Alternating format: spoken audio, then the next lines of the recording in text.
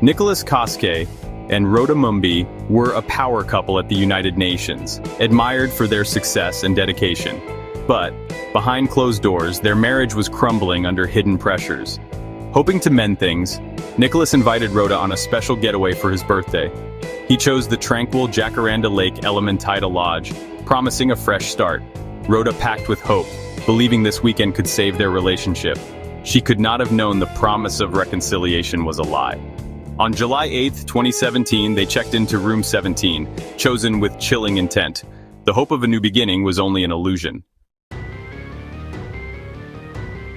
When Nicholas and Rhoda arrived at the lodge, he immediately began crafting a facade of happiness. He took photos, shared them with family, and played the part of a loving husband. But every moment was calculated, a deception hiding his true intentions. That night, under the cover of darkness, Nicholas attacked Rhoda. He ended her life, then staged the scene to look like an overdose. His final act, a performance meant to deceive everyone, even the police.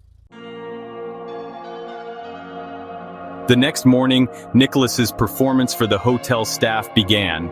He feigned concern, claiming he couldn't get into his room and his wife wasn't responding. When staff opened the door, they found Rhoda Mumby's body in the bathtub. But the scene was too clean, too staged.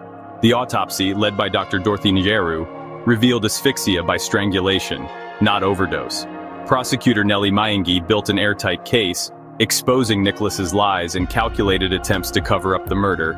In court, his web of lies unraveled completely. After years of legal proceedings, the day of judgment finally arrived. In March 2025, the Naivasha High Court delivered its verdict. Presiding Justice Richard Mwango declared Nicholas Koske guilty of the murder of his wife, Rhoda Mumby. The court concluded that this was not a crime of passion or a tragic accident, but a premeditated act. The evidence was overwhelming, from the advance booking of the specific hotel room to the staged crime scene and the defendant's manipulative actions after the fact. The weight of the truth had become too heavy for his lies to bear, and justice, though slow, was finally served. The conviction brought a close to the legal battle but could never erase the profound loss. 2 successful careers were destroyed, a family was shattered, and a life full of promise was violently cut short. This case serves as a heartbreaking reminder that the choices we make have consequences that ripple outward, touching countless lives. Nicholas's decision to resort to violence instead of communication, to choose deception over honesty, led to an irreversible tragedy.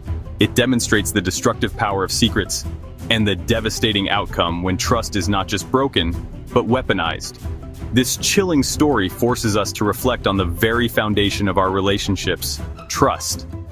Trust is fragile, and once it is betrayed in such a fundamental way, the damage is permanent. Rhoda Mumby trusted her husband. She believed in his promise to work on their marriage and followed him to a place she thought was for healing. That trust was met with the ultimate betrayal. Her story is a solemn lesson about the importance of being honest with ourselves and with those we claim to love, even when the conversations are difficult and the truth is painful.